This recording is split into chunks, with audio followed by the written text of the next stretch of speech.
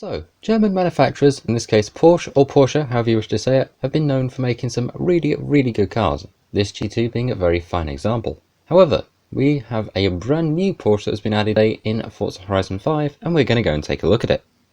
And today we're looking at this thing, the Porsche 911 GT3 from 2021. It makes 503 brake horsepower, has 346 foot-pounds of torque, weighs 3,164 pounds, and has a displacement of 4 litres. And for just 20 points on the Autumn Series 7 playlist, it too can also be yours. Now, sadly, because of the weather, it is raining, because it's a Brit recording this, and of course it's going to rain when I'm recording.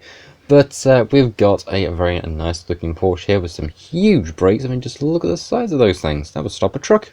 Looking at the inside, it is basically like every modern Porsche ever. But let's go and see, or hear rather, how it sounds.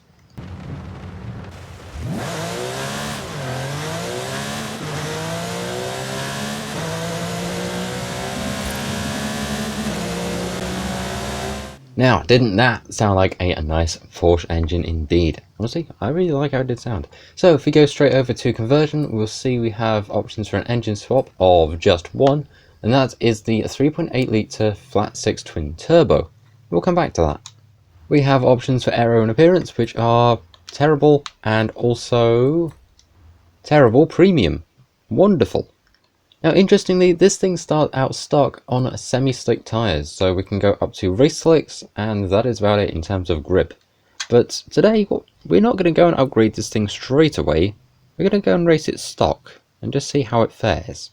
But before we do that, we're going to go and take a look at the paint we can put on in this thing. So, in terms of manufacturer colours, we have a whopping 5. I actually did check this time, because the last time I tried to do that, I lost count horribly. We've got a blue, a red, a very deep blue, which is honestly, that looks really nice.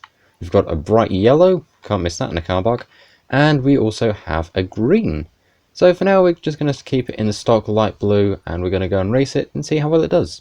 Okay, so away we go. We're up against a lot of American cars, I believe, on this one, and a few other German builds too. In fact, there's one of our Porsche brethren, and that Dodge is not going to move out of my way, is it? Now, something I found out about this thing immediately is how insanely kind of grippy it is.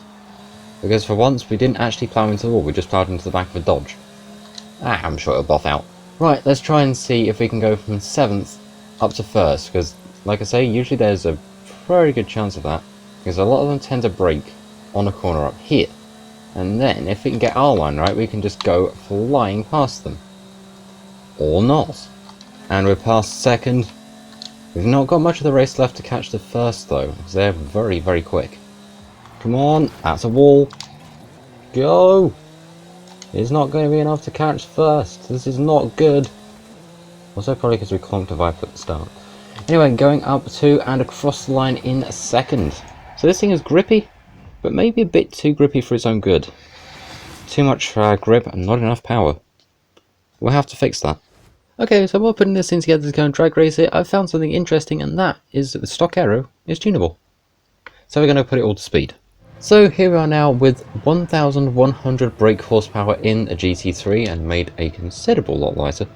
So let's go ahead and... can we launch this thing? We can. The front...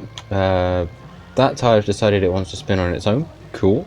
And away we go. Did we get 200 through the camera? I sure hope we do. Because if we don't, then, well, I tried. Not exactly anything bad if I don't get it, but it would be nice.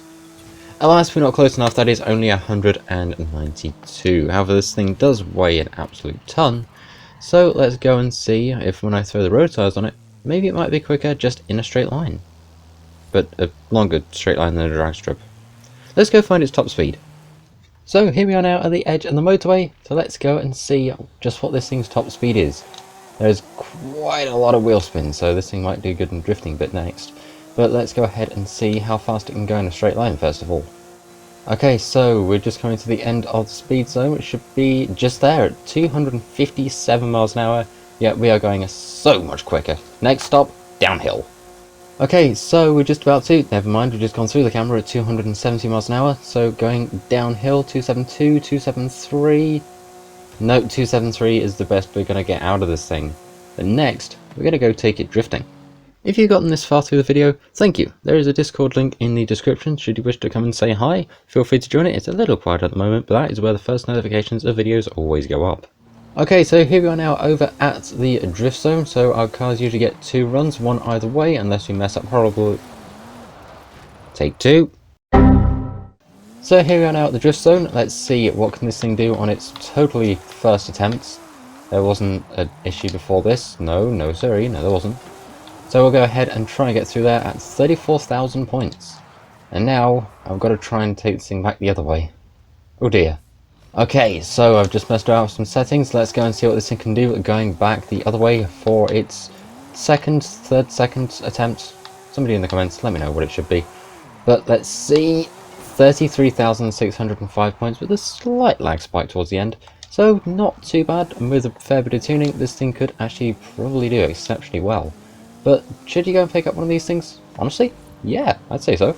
It's honestly a lot of fun. There's like one engine swap you can do, which is very worth doing so, because it gives you a lot more power, because the stock engine only gives you to around, I believe it's 900. So this gives you over 1,100 brake horsepower. It is fantastic. So I just see 212.12, that is fantastic. Right, let's go somewhere in the map and I'll give you my closing thoughts on the car. Oh, that's not gone well. Oh, that's really not gone. It went kind of well.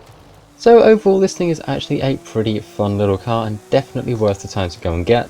It's only 20 points, and to get this thing should take you no more than probably about half an hour on this game. But yeah, it's a lot of fun. It's available this week, and I highly recommend it. But with that said, thank you very much for watching. I'll go ahead and see you all in the next video. Like, share, comment, subscribe, all the usual stuff, and I will see you all in the next one. Thank you very much for watching. Tech out.